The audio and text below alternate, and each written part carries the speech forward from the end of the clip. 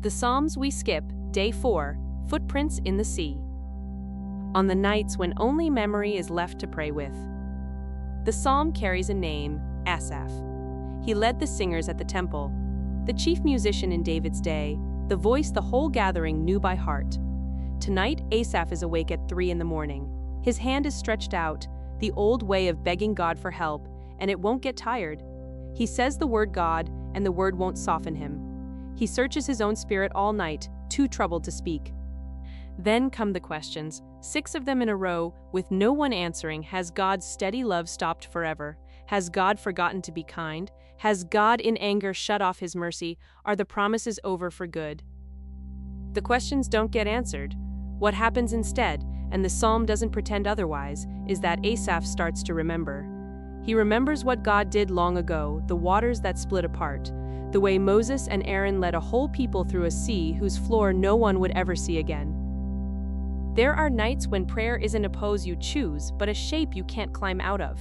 The hand stretched out, the mouth that won't soften. A person can find God in the Word and not in the room. You can know the sounds of the prayer and not feel any weight behind them.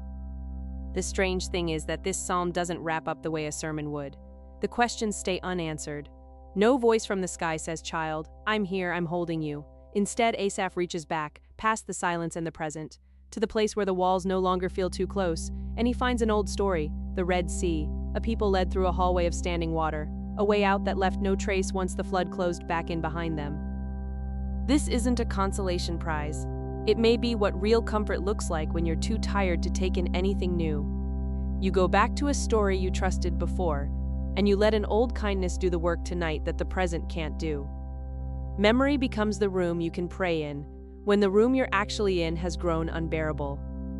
No one saw the footprints. The rescue happened, but no one could go back later and say that's the exact spot where God walked.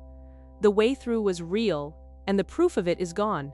Sometimes we'll be asked to live by the rescue and not the proof, and on certain nights that has to be enough.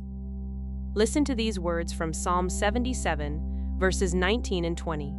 Your way was through the sea, your path, through the mighty waters, yet your footprints were unseen.